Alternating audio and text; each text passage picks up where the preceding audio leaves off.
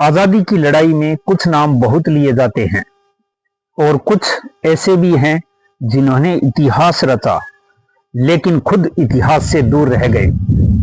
आज मरु चेतना अभियान के अंतर्गत मनमथनाथ गुप्त की जयंती पर हम उन्हें याद कर रहे हैं। एक ऐसे क्रांतिकारी जिनके जीवन में क्रांति, संघर्ष और लेखन सब कुछ समाहित था। मनमथनाथ गुप्त का जन्म 7 फरवरी 1908 को वाराणसी में हुआ। उनके पिता वीरेश्वर गुप्त नेपाल में प्रधानाध्यापक थे, जिसके कारण मनमथनाथ गुप्त ने कुछ समय तक नेपाल में शिक्षा प्राप्त की। बाद में वे पुनः बनारस आए। साल 1921 में प्रिंस ऑफ वेल्स भारत आया। इस यात्रा के विरोध में कांग्रेस ने 28 जुलाई 1921 को देशव्यापी बहिष्कार प्रस्ताव पारित किया। इसी बहिष्कार के अंतर्गत क्रांतिकारी मनमथनाथ गुप्त ने वाराणसी में बहिष्कार के नोटिस बांटे। इसके कारण उन्हें गिरफ्तार किया गया और 3 महीने का कारावास दिया गया। सोचिए, 13 साल की उम्र और अंग्रेज सरकार का खुला विरोध। 1921 के बाद मनमथनाथ गुप्त ने काशी विद्यापीठ में अध्ययन किया और वहीं से विशारद की उपाधि प्राप्त की। उस समय विशारद आज की स्नातक शिक्षा के समकक्ष थी, लेकिन इसका उद्देश्य केवल डिग्री नहीं बल्कि राष्ट्रवादी चेतना का निर्माण था। अब आता है काकोरी कांड, जो इतिहास का एक निर्णायक मोड़ था। मनमथनाथ गुप्त की उम्र सिर्फ 17 वर्ष थी। वे काकोरी ट्रेन डकैती में सक्रिय भागीदार थे और उन 10 क्रांतिकारियों में शामिल थे जिन्होंने ट्रेन रोककर ब्रिटिश सरकार का खजाना लूटा। इस कार्रवाई का उद्देश्य व्यक्तिगत लाभ नहीं बल्कि स्वतंत्रता संग्राम के लिए क्रांतिकारी गतिविधियों हेतु धन जुटाना था।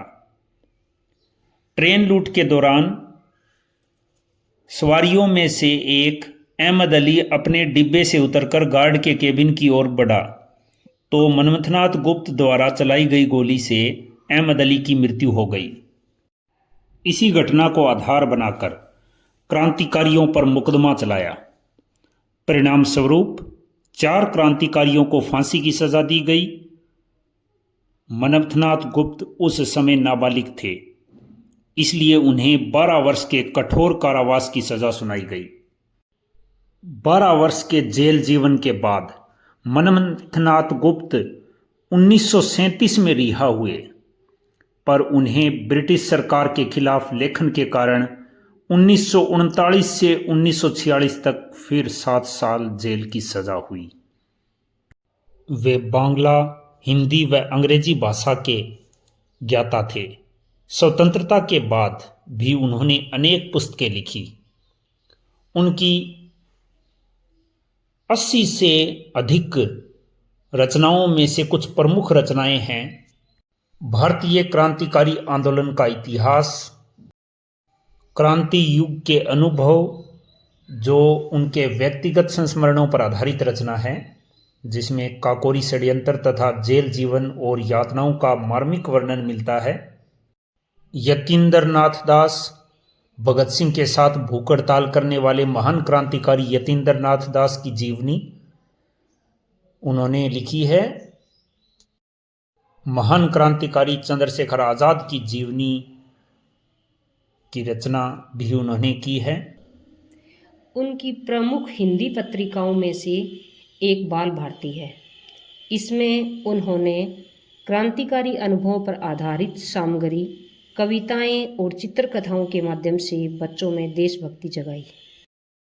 उनका उद्देश्य था बच्चों को देशभक्त बनाना, लेकिन आंख मूंद कर नहीं, समझ के साथ। इसलिए मनमथनाथ गुप्त को कलम और बंदूक दोनों का धनी कहा जाता है। मनमथनाथ गुप्त उन दुर्लभ क्रांतिकारियों में से एक थे जिन्होंने आज़ादी को सिर्फ जिया नहीं, उसे शब्दों में अमर किया।